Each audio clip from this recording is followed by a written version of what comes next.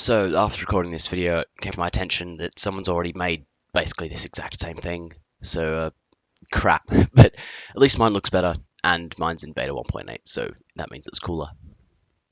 Hello. Today I'm going to be going over, well, not even today, but I'm going to be going over this design for a basic binary calculator I made.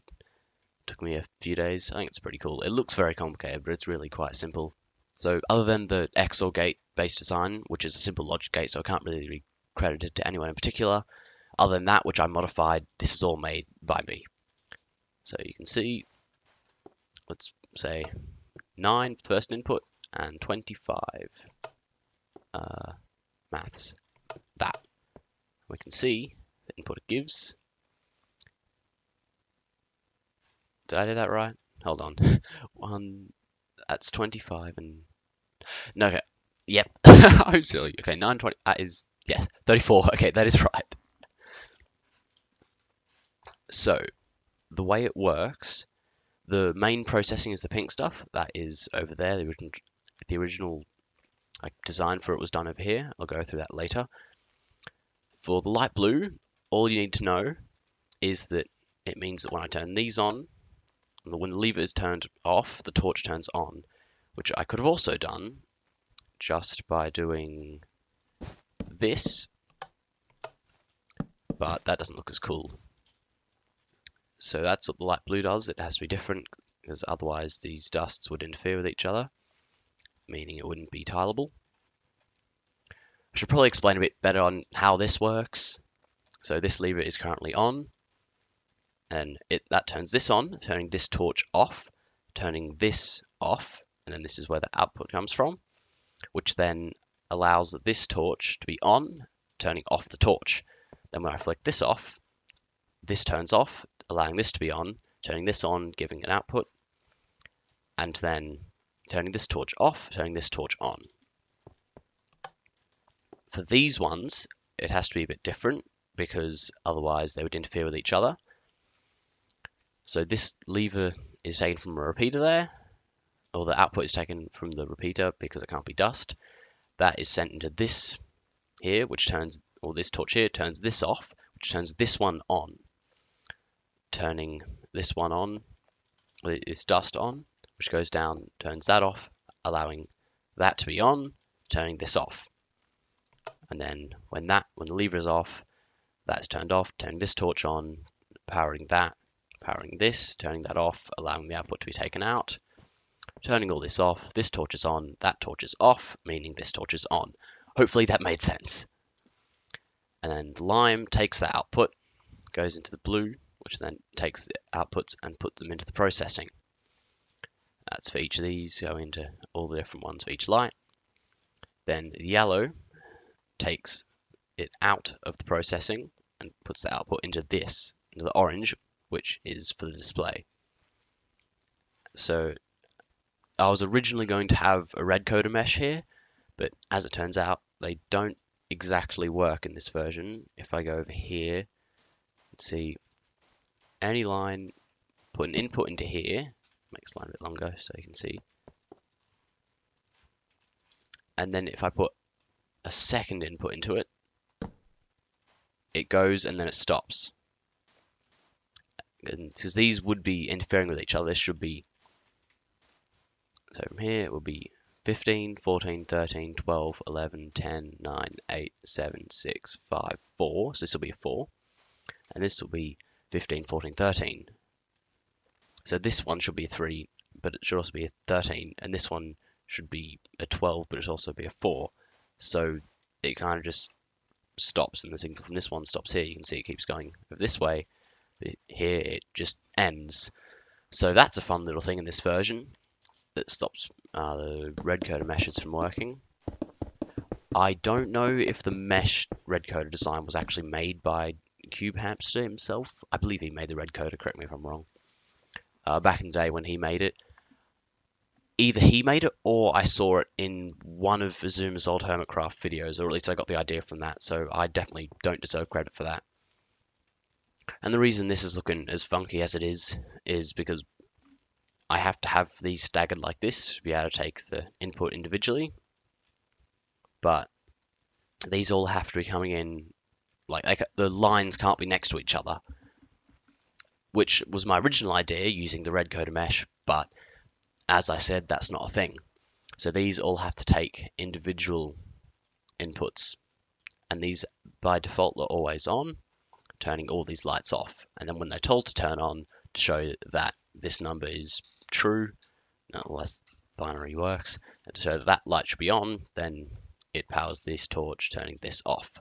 And this is just the torch tower to invert the signal a couple more times, so it evens out. The processing itself, I'll try and explain, but I don't know if I'll be able to do a good job of it. So if I grab the pink wool, so in basic logic gates, there's a thing called an XOR gate, where it will be on if the two inputs it gets are different. So if you have one input, well, if they're both off, then it'll be off. If you have one, it'll be on. If you have the other, it'll be on. But if they're both on, it'll be off. So the way you do this is you have a torch here, a torch here, torch here, torch here. Turn these off. Two going into here to this torch. Then you have these coming out here into another two torches and the final output. So you can see if one of them is on, this turns on. If the other is on, it turns on. But if they're both on, it turns off. So the way it works is these two torches are on, and they power this, which turns that off. And these two, they're just normally on, they power these, turning these torches off, meaning both of these are off, or meaning the output is off. If I turn this off, it will turn off these two torches, turning off this output, meaning this torch turns back on and gives another one. Same with this side, but if they're both on, that means both of these are off, meaning that both of these are off, and both of these inputs, both of these inputs should be off as well, allowing these torches to turn on. Or if this weren't here, rather. Hold on. Yes. So if these are both on and that torch wasn't there, then this will turn off, turning this off, turning this back on. But because this torch is here, that torch is only on when both of these are off, aka when both of these are on, meaning it turns that on and turns these off. That was a horrible explanation. Someone's probably done it much better, but hopefully you at least kind of understand. So for my design, I needed to be able to take an output on it, or take an output from the XOR gate, only when both inputs were on. And so the only thing that changes, is in a different state only when both of them are on, is this torch in the middle, which is only on when both of these torches are off, when both of them are on. But I can't just take an output from here. I'd have to do it by going there, taking it from there. But I can't do that because if I have a block here, it will do a burnout with this and the system will stop working. So what I had to do is I had to modify the design, taking out these, to have a space there. Oops. So then when these are on, so basically so I don't have to have that there, and so I can take the output from here. That was garbage explanation. Only problem with this is that then I have to have these coming this way, and that interferes with it. So when these are off, and yes, so when one of them is on, this should be on, but it's not on because that is being powered by that and keeping this on. So I had to change the design to remove these and put them on the outside so they didn't interfere with this one here. Go out like that. That way it still turns on when there's only one and off when there's two, and it allows me to take an output from here without this burning out. So here we have modified XOR gate, and I made pretend there is just ground beneath this, ignore all this. I didn't think I'd need this space, but it turns out I did. So the way it works is here we have the basic XOR gate. If one of them's on, it turns on. If the other one, I should probably clarify, these are for the inputs. So if the first number contains the one light on, then that'll need to be on. If the other one does, then it should be on. If both of them are off, it won't need to. But if both of them are on, then it needs to be off, and it needs to tell the 2 light to be on. So then that takes the input from here and turns the 2 light on. But for the 2 light, it also needs to be on if one of these are on. And if both of them are on, then the 4 light needs to be on. So then after clarifying, okay, only one of these needs to be on, then it needs to go, okay, I need the 2 light to be on for here, but what if I need it to be on from here as well? And if I do, then I need to tell the 4 light to be on. So if we have both of these on, then it goes, okay, I need this light to be on from here, and this light to be on from here as well. Puts it into another XOR gate, meaning this needs to be off, and the 4 next to be, then takes the output for the 4 to be on. But the same thing applies to the 4. What if the 4 needs to be on because of that? In which case the 8 needs to be on. And what if the 4 needs to be on because of here as well? Then the 8 still needs to be on. So there's a lot of logic involved. Basically, you're just nesting a lot of XOR gates exponentially up from as many as you need. So we can see over here, here is the first one. It only needs 1. But 2 needs 2 of them to be processed. The next one needs 3 under there. This isn't planned out very well, so it might be a bit hard to see. And then it keeps going up and up and up. But for the final one, so over here, this only goes up to 64, so the highest number you can input is 127 if all these are on. And if they're all off, then it's 0, giving you a maximum, or giving you a total 128 possible inputs on both sides. If all these are on, then give it a sec. Unless, hold on, it's placed or it's not there that's meant to be. These should both be. Oh, no, there very much is something that. Okay, I don't see how I didn't notice this.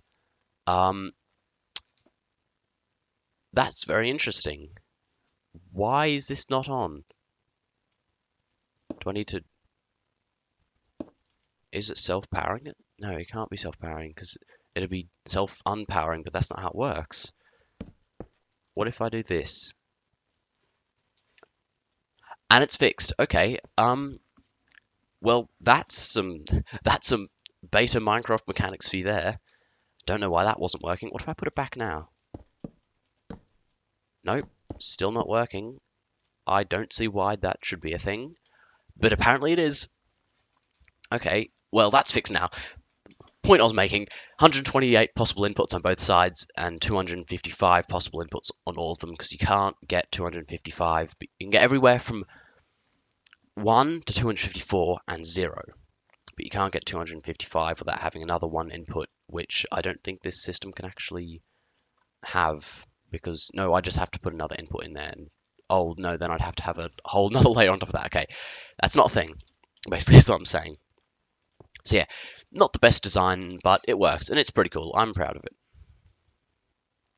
Hopefully that was even remotely coherent.